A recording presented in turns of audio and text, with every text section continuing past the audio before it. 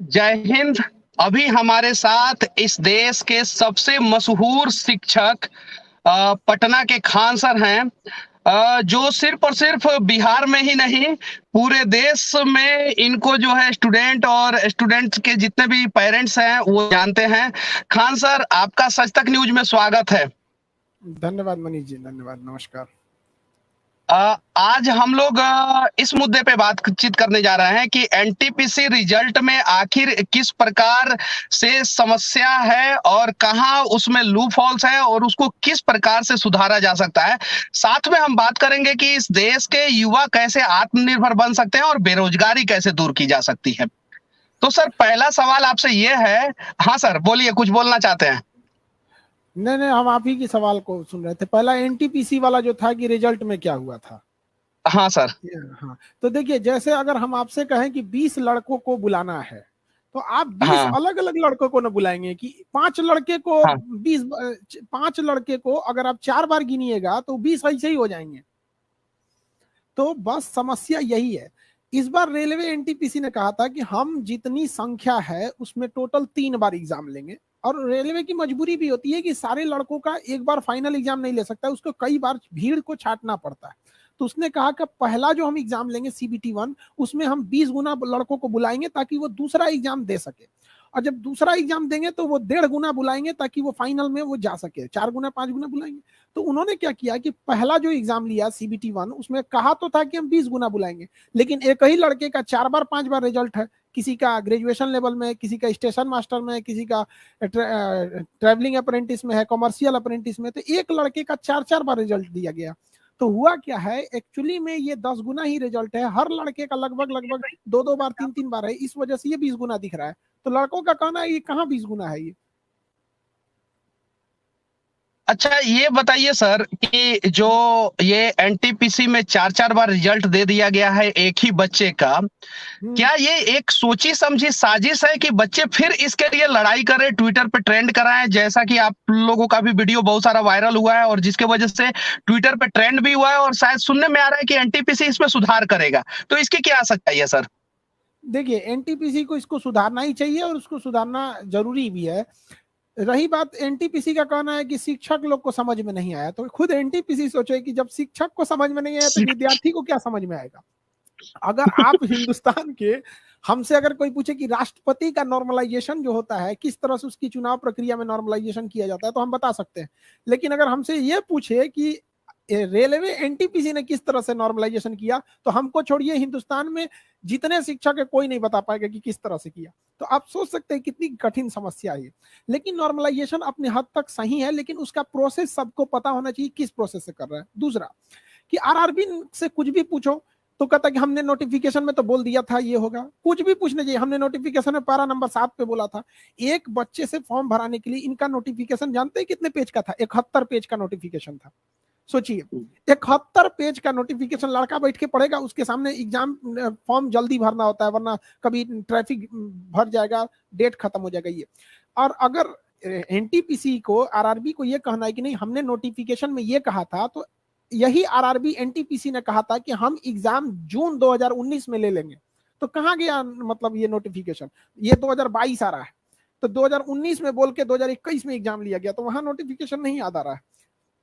मुख्य समस्या यही है कि 20 गुना बोला गया है तो 20 गुना दे दिया जाए। हम आपको एक डाटा देते हैं, 3,80,000 लड़कों को फेल नहीं किया गया, बल्कि उनको सेकेंड फेज का एग्जाम देने से ही रोक दिया गया।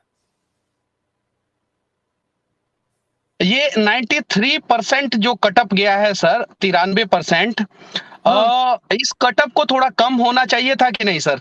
देखिए, ये कट ऑफ बढ़ना पहले से फिक्स था। जिस हिसाब से रेलवे ने इस पर मतलब क्या किया, नहीं होता है तो कुछ कुछ नए नए चीजों को सीखना।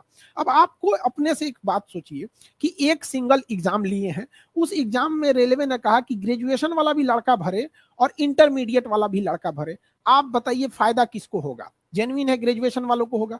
पूछने पर कि ये क्वेश्चन जो सिंगल क्वेश्चन लिए हैं ये किसके लेवल का था, ग्रेजुएशन लेवल का था कि इंटर लेवल का था? तो उनका कहना है कि इंटर लेवल का। अगर इंटर लेवल का है तो ग्रेजुएशन वाले को वैसे ही फायदा।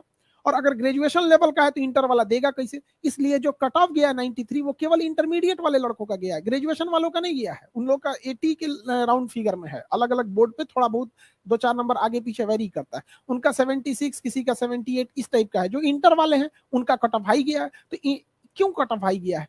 क्योंकि ग्रेजुएशन वाले को वो सीट तो दिया ही गया है जिसके लिए वो एलिजिबल है। साथ में रेलवे का कहना है कि ये ग्रेजुएशन किया है इसलिए इंटर वाले सीट पे तो ये बैठेगा ही बैठेगा। तो भाई आप दो अलग अलग एग्जाम ले लीजिए, तब ना हो सकता है उसको कि कोई आईएएस का एग्जाम पास किया, प्री पास किया, तो आप क्या मान लेंगे कि वो पीसीएस का भी पास कर सकता है? आपका मैंने वीडियो देखा सर, और आपका वीडियो देखने के बाद मैं रेल मंत्रालय के पास गया था, रेल भवन के पास, और वहां से वीडियो बनाया सर। आप उसमें बहुत गुस्से में लग रहे थे और बोल रहे थे सर कि अगर बच्चे नहीं उतरेंगे तो हम उतार देंगे, और दिल्ली का उतना क्षेत्रफल नहीं है जितने इस देश में युवा हैं। युवाओं के प्रति इतना प्रेम आपके दिल में कैसे आता है सर? इसके बारे में थोड़ा बताएं। इस देश का भविष्य हम आपको बोलते हैं मनीष जी, अगर आपको 1 साल के लिए अगर मतलब 1 साल की योजना बनानी है तो आप चावल की खेती कीजिए। लेकिन अगर आपको 10 साल की योजना बनाना, आप शीशम का पेड़ लगा दीजिए। लेकिन अगर आप चाहते हैं कि हमारा 1000 साल आगे सुरक्षित रहे तो युवाओं को शिक्षित कीजिए। तो क्या करेंगे हम शिक्षित करके? हम तो चाहते हैं अगला 1000 साल तक भारत सही रहे, अगले 1000 की प्लानिंग है हमारी। तो वो अब आप कोई पढ़ता क्यों है? कहीं ना कहीं अगर वो खुद में अनसिक्योर हो जाएगा तो क्यों पढ़ेगा? लोग कहते हैं कि सब नौकरी थोड़ी करेगा, बिजनेस भी करो। अच्छा तो ट्रेनवा कौन चलाएगा? बिजनेसमैन। स्टेशन मास्टर कौन बनेगा? बिजनेसमैन। बताइए, दरोगा कौन बनेगा? बिजनेसमैन। सर आपके पीछे जो है डिस्प्ले पे कलाम साहब एक स्माइल फेस के साथ हैं, और एक कहावत है कि मैंने देखा अल्लाह राम, एक थे अटल एक थे कलाम। लेकिन अब उसमें कुछ चीजें जुड़ रहा है। मैंने देखा अल्लाह राम, एक थे अटल एक थे कलाम, और एक खान सर हैं, थे नहीं हैं। और आपके अंदर लोग जो है अल्लाह और राम दोनों का मतलब कि सूरत देख रहे हैं। एक सवाल मैं पूछना चाहता हूं सर, बहुत इंपॉर्टेंट सवाल है। बहुत रिस्पेक्ट के नजर से जो है ना देश के लोग देखते हैं, क्योंकि मैं केरल में गया था तो वहां पे जब मैंने बोला कि मैं बिहार से आया हूं तो वहां का एक ऑटो ड्राइवर बोला कि वही जो खान सर। तो हाँ, मैं बोला हाँ। तो उसने बोला क्या कि मेरा बच्चा खान सर का मतलब कि वीडियो देखता है और उनसे पढ़ता है। तो मुझे बहुत अच्छा लगा सर। सर एक चीज बताइए सर, देश की बेरोजगारी किस प्रकार से दूर की जा सकती है, इसके बारे में कुछ बताइए सर। देखिए सर, बेरोजगारी का लड़कों का जो शिक्षा का स्टैंडर्ड है ना, स्टैंडर्ड एक उसको वो स्टैंडर्ड की पढ़ाई नहीं पढ़ पा रहा है। वो ग्रेजुएशन में जा रहा है। हर टीचर से पूछिए कि तुम प्राइवेट टीचर बनना चाहते हो कि सरकारी, तो कहेगा हम सरकारी टीचर बनना चाहते हैं। लेकिन अपने बच्चे को प्राइवेट स्कूल में पढ़ाना चाहता है, क्योंकि वही सरकारी स्कूल वाला अपने बच्चे को बर्बाद किया है। एक अच्छी शिक्षा दीजिए, आप उसको कुछ मत दीजिए, आप उसको रोटी कपड़ा मकान मत दीजिए, उसे एक बेहतर शिक्षा दीजिए। देखिए रोटी कपड़ा मकान छीन लेगा वो। तो हम लोग उसको छीनना सिखाते हैं। कभी अधिकार मांगने से नहीं मिला है, छीनना पड़ता है। आजादी हमें कटोरे में सजा के नहीं मिली थी, छीनना पड़ा था। शिक्षित लोग थे उस वक्त, जो उस समय की पढ़ाई थी लोगों ने उसे पढ़ा था। लेकिन जो अभी की पढ़ाई है, टेक्निकल चीज हर चीज है, तो हम जब तक शिक्षित नहीं कीजिएगा कुछ नहीं होगा। शिक्षा के स्टैंडर्ड को बढ़ाना पड़ेगा। आप देखेंगे, हमको बड़ा खुशी होती है इस बात को देख के कि छोटा छोटा लड़का जिन्हें हम तो बहुत मतलब आफ्टर ग्रेजुएशन वालों को ही हम पढ़ाते हैं, मतलब एटलीस्ट इंटर पढ़ा होना चाहिए, उसके नीचे वाले को हम लोग क्या पढ़ाएंगे?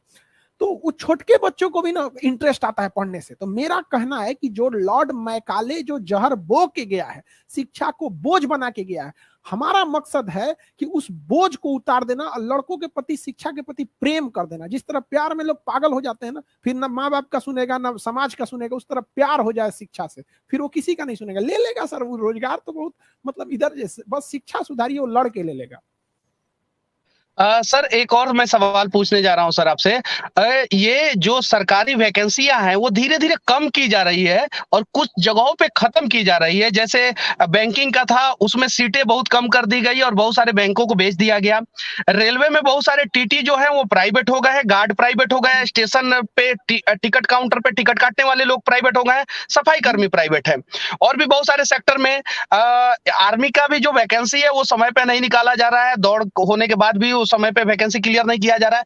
इन सब चीजों को कैसे समय पे किया जाए और क्या ये सरकार की सोची समझी साजिश है कि युवाओं का भविष्य बर्बाद किया जाए? इस पे आपका क्या राय है सर? सर देखिए, ये सब चीजों को उठाने के लिए, देश के आगे जाने के लिए मीडिया होना चाहिए। आप कुछ जैसे आप हैं, आप किसी भी चीज को बढ़ चढ़ के उठाते हैं। आपको क्या लगता है कि आपके जो पत्रकार की कैटेगरी है, क्या आपको लगता है कि जितनी ईमानदारी से आप करते हैं, क्या बाकी लोग भी कर रहे हैं? बहुत गिने चुने मिलेंगे लोग आपको। तो ये तो उन लोग को उठाने की जरूरत है। हम आपको एक सिंपल सा बात बताते हैं। रेलवे ने जो वैकेंसी दिया था, 37,000 वैकेंसी दिया था, 37,000 2019 में दिया था। अगर वो 5-5 या 10-10 हजार करके हर साल दे देता तो एक फ्लो बना रहता लड़कों का सिलेक्शन में। ये बताइए, जो 2019 में फॉर्म भरा था, उसको पता कब चलेगा कि वो फेल हो गया? पता है 2024 में। क्या करेगा ये 5 साल में? वो उसको अगला चांस अगर भरेगा तो फिर कोई रिस्क लेगा? उसको 5 साल बाद अगर पता चलेगा तो। इसको रेगुलर फॉर्म में किया जाता है। तो देखिए, पढ़ाई करने वाला अपना पढ़ाई करेगा, गवर्नमेंट जॉब वाला गवर्नमेंट करेगा, बिजनेस वाला बिजनेस करेंगे। लेकिन दोनों को सिखाने लगता है लोग। कुछ लोग कहता है कि नौकरी देने वाला बनो, तो ये जहाजिया कौन चलाएगा? एयरफोर्स की वैकेंसी एग्जाम का रिजल्ट रोक के रखे हैं लोग। एयरफोर्स का सोचिए सर, कितना शर्म की बात है कि हमारी देश की सुरक्षा करने वाले उन लोग को पढ़ाए थे। हम लोग तो कह रहे थे सर रिजल्ट कब आएगा? बताइए, ये एयरफोर्स का रिजल्ट रोकने की चीज होती है? जो सुरक्षा में खड़े हैं उनको साइड में रोक के रखे हैं। ये तो हाल हो गया है। सर एक और चीज, इस देश के जितने भी युवा हैं बहुत उम्मीद के साथ आपके तरफ देखते हैं, बहुत उम्मीद के साथ सर। मैं एक सवाल पूछने जा रहा हूं, मुझे भी उसकी जानकारी नहीं है इसलिए मैं पूछने जा रहा हूं सर। इस देश का रोजगार मंत्री कौन है सर? उसके बारे में थोड़ा बता दीजिए। रोजगार किसी एक मंत्रालय से तो आता नहीं है। हालांकि ये सबसे दोयम दर्जा का आप कहिए तो इस पे किसी की चिंता नहीं है। हकीकत में पूछिए तो किसी का नहीं गया। जब बोल ही गया आप अपने से खड़े होइए, तो कम से कम एटलीस्ट उसको शिक्षा तो करने दीजिए। एक खुद से आपको, आप सोचिएगा तो आपको हंसी आएगी। शिक्षा हर देश के लिए, खास करके भारत जैसे पिछड़ा, जो मतलब जो गुलामी की बेड़ियों में इतने सालों तक जकड़ा रहा, उस देश को शिक्षित करना जरूरी है। और शिक्षा पे 18% जीएसटी है। सोचिए, मतलब ये हंसी नहीं आ रही है आपको? इस सब लोग को पढ़ना चाहिए। शिक्षा पे 18% जीएसटी। आप मोबाइल खरीदिएगा तो 18%, यानी इंटरटेनमेंट की चीज पे भी 18%। और आप क्रीम पाउडर पोतिएगा, फेयर एंड लवली वगैरह, तो 18%। अब पढ़ने जाइएगा खान सर के पास, तब वो 18%। मतलब समझ रहे हैं मेंटेलिटी कहाँ जा रही है? सर आपको इतने चाव से लोग सुनते हैं, देखते हैं और आपको प्यार भी देते हैं सर। ये जो 18% वाला बात बोले हैं, ये देश के लोगों को पता है या नहीं पता है, या पता होने के बावजूद भी इस पे लोग ध्यान नहीं देना चाहते हैं? इसके बारे में सर थोड़ा सा बताइए सर। हम आपको एक बात बताते हैं। हम लड़के से फीस लेते हैं 200 रुपया, ठीक है? उस पर जीएसटी, इनकम टैक्स, टीडीएस, ये आपका सेस, सरचार्ज काट कूट के, सर्वर वगैरह कटा के 90 रुपए बचता है। यानी हमारी ओरिजिनल फीस तो 90 ही है ना। तो बताइए, शिक्षा का लेवल कितना नीचे हम कर सकते हैं, मतलब कितना सस्ता कर सकते हैं? आप सोच नहीं सकते। हमको लोग, अगर हम अपनी फीस आज को 10,000 करेंगे तो भी लोग देंगे। लोग अलग अलग जगहों पे अलग अलग फी होती है, अलग अलग सब्जेक्ट पे भी वेरी कर सकता है। कोई बड़ा है, मान के चलिए किसी में 10 टीचर पढ़ा रहे हैं, तो उसमें हम 200 नहीं कर सकते, उसमें थोड़ा करना पड़ेगा। लेकिन आप सोचिए, हमको, हमारा राजीव गांधी का मतलब कहना था जब वो प्रधानमंत्री थे, 100 रुपया ऊपर से चलता है तो 35 से 40 रुपया गांव तक पहुंच पाता है। लेकिन हम बोलते हैं कि हम अगर यहाँ से जो पढ़ाते हैं, देश का अंतिम गांव कन्याकुमारी तक में भी 100% पहुंचता है। क्योंकि 100% ईमानदारी से आदमी पढ़ाता है, इसलिए 100% पहुंचता है। वहां से भी अगर 100% ईमानदारी से चलेगा ना, तो 100% पहुंचेगा। सर मैंने सिर्फ और सिर्फ आपसे 15 मिनट का समय लिया था और आपका समय बहुत कीमती है, हम लोग उसका सम्मान करते हैं। और आपने जो समय दिया इसके लिए तहे दिल से धन्यवाद सर। धन्यवाद एक आपका आखिरी भी। सवाल मैं पूछूंगा सर। सोनू सूद के पास भी मैं जब गया था तो वहां पे कुछ लोग हाँ, मिले थे और सोनू सूद भी बाकायदा आपको जानते हैं, जो अरे आपने उनके लिए एक वीडियो बनाया था। सर धन्यवाद धन्यवाद। बहुत कड़वा सवाल है सर। सरकार की आंखों में आंखें डाल के आप सरकार की अच्छी नीतियों को भी बहुत अच्छे ढंग से बताते हैं, लेकिन जब गलत नीति होता है तो सरकार की आंखों में आंखें डाल के सवाल करते हैं। ये हिम्मत और हौसला सर आपके अंदर आता कहां से है सर? सर बिहारी है लोग, कुछ तो है। ये ये ये चीज आप पूछ रहे हैं। आप बताइए, कब आप डरे हैं किसी से पूछने में? नहीं ना। यही तो एक चीज है कि आदमी नहीं रोक सकता है भाई। आप अच्छा करिएगा, हम आपको अच्छा से करेंगे, यही कहा जाता है। हम लोग को, बच्चों को भी यही सिखाते हैं कि अगर कोई अच्छा करे तो पैर पड़ के उसको प्रणाम करो, और गलत करे तो वही लात चला दो। दोनों में पीछे मत रहना है। तो ये चीज होनी चाहिए, किसी से नहीं, जो गलत है गलत है। अभी प्रधानमंत्री की सुरक्षा में जो चूक हुआ था, हमने 7-8 पॉइंट बताया था जिसमें एसपीजी ने गलती किया था, और जहां भी आप मैंने देखा था वीडियो। हाँ, तो हमने जहां सरकार अच्छा करती है हम एकदम ऐसा कहते हैं जैसे लगता है हम सरकार के प्रवक्ता हैं, और जहां गलती करती है तो वहां हम तो अच्छा से धोते भी हैं। कैसा महसूस करते हैं सर, इस देश के 90% शिक्षित नेता जो है आपका वीडियो देखते हैं सर, और उसमें इस देश के प्रधानमंत्री भी हैं, शायद आपको ये बात नहीं पता है, और रेलवे मिनिस्टर भी आपका वीडियो देख चुके हैं सर। और आप ही जैसे शिक्षकों के वीडियो के वजह से जो है ना, शायद इसमें सुधार भी होने वाला है। कैसा महसूस करते हैं सर आप? सर देखिए, हर कोई इंसान को हम कैसे महसूस कर सकते हैं, हमको काफी मतलब मेरा सपना रहता है कि देश बदलना चाहिए, तो देश बदलने में ना काफी वो मतलब आप थकवे नहीं कीजिएगा। जब आपको लग जाए कि नहीं हमको एक देश के पूरे सिस्टम को, जो अंग्रेज जो गड्ढा खोद के गए उसको बदलने, तो एक काफी खुशी होती है ना कि अब एक ऐसी पीढ़ी जाग रही है जिसे रोकना बड़ा मुश्किल हो जाएगा, बहुत मुश्किल हो जाएगा। ऐसी पीढ़ी जाग रही है, और शिक्षा के क्षेत्र से ही जागेगी, उसको हम जगा के रहेंगे। लेकिन हाँ, यही कोशिश करना रहता है कि हर इंसान नहीं पढ़ सकता है। आपको विश्वास नहीं होगा, हम एक बार जा रहे थे, ऐसे गाड़ी में जाम लगी थी। आप पटना में तो है, हम आपको क्या बताएं, जाम यहाँ की कॉमन समस्या रहती है। तो एक आदमी सब्जी बेच रहा था ठेले पे, और उसका बेटा ना क्लास कर रहा था, हमारा ही क्लास लेके। तो हम गाड़ी का शीशा नीचे करके हम कहे, बाबू किसका क्लास कर रहे हो? तो कह रहा है डिस्टर्ब मत करो हमको। फिर ध्यान से देखा तो कह रहा है प्रणाम सर। तो सोचिए सर, ठेला वाला का लड़का कहाँ से बड़ी बड़ी फीस दे के पढ़ सकता है? तो हम भी यही कहते हैं, हमारा मुख्य उद्देश्य ये रहता है कि कम से कम फी में बेहतर से बेहतर शिक्षा गांव के, कन्याकुमारी के आखिरी गांव तक पहुंचना चाहिए। मैं केरल के तिरुवनंतपुरम में था, तो आपके बारे में ऑटो ड्राइवर ने बताया था मुझे। बहुत अच्छा लगा सर कि आपने अपना कीमती समय दिया, इसके लिए आपको तहे दिल से धन्यवाद। आखिरी में सिर्फ और सिर्फ एक मैसेज इस देश के युवाओं को दीजिए, जिससे वो इस देश में क्रांति लाएं, और पॉजिटिव क्रांति लाएं, ताकि अपना देश जो है ना वो महाशक्ति बन सके, विश्वगुरु बन सके। एक मैसेज सर युवाओं के लिए। देखिए कि हर युवाओं को क्या कहा जाए, तलवारों के साए में इतिहास हमारा बनता है, जिस ओर जवानी चलती है उस ओर जमाना चलता है। युवाओं को भी कहते हैं कि डिस्ट्रैक्शन से बचिए, निरंतरता से पढ़ते रहिए। पढ़ाई ही एक ऐसा चीज है जो आपको अभी भी आपके हाथ में आपका फ्यूचर का हथियार है। अगर आपके पास शिक्षा आया तो हर चीज को आप लड़ के ले सकते हैं, और पढ़ाई के प्रति अगर आप पीछे हटेंगे तो आपको कोई साथ नहीं देगा। रही बात आप लोग की समस्याओं में, तो हम अपने आखिरी सांस तक डटे रहेंगे, आप लोग के साथ खड़े रहेंगे, युवाओं के साथ। और मनीष जी, आपको भी आपका भी धन्यवाद जो आप ऐसे चीजों को उठाते हैं। आपको भी बहुत सारी शुभकामनाएं। कभी हम लोग को इस तरह मुद्दों को अपने स्टूडेंट्स की बातों को समझे जो यहाँ तक उठाए। आपका भी बहुत बहुत धन्यवाद। भविष्य के आप कलाम हैं इस देश के, जैसे आधुनिक भारत के निर्माता कलाम थे। मिसाइल के द्वारा उन्होंने आधुनिक भारत का निर्माण किया था, वैसे ही डिजिटल युग में जो है आधुनिक भारत का निर्माण जो है आप कर रहे हैं एजुकेशन के सेक्टर से। सच तक न्यूज में आप जुड़े, हमें समय दिए। कहना चाहेंगे आपको कि देखिए, ऐसा नहीं है कि अगर लोग खान सर को जानते हैं तो ऐसा नहीं, हर गली में एक लड़का है, हर भारत के हर मोहल्ले में एक कलाम है। आप उसको मौका दे के देखिए, वो देश की सूरत बदल देगा। बस आपको खोज के देखिए। हमको आज के वक्त में भी फेसबुक चलाने नहीं आता है, आज के वक्त में भी I don't know how to use Facebook, हमारा नहीं आता है। लेकिन फिर भी लॉकडाउन के वजह से मजबूरी में हमको सीखना पड़ा, ये सब चीज हमको नहीं आता था कैसे चलाने के लिए। तो हम हर लोगों को कहते हैं कि आपको जरूरी नहीं कि आप हर मतलब बस देश के युवाओं को एक जामवंत की जरूरत है, फिर हर गली से एक हनुमान निकलेगा।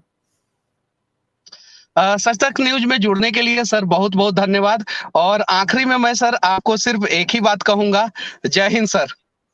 जय हिंद, जय हिंद, जय।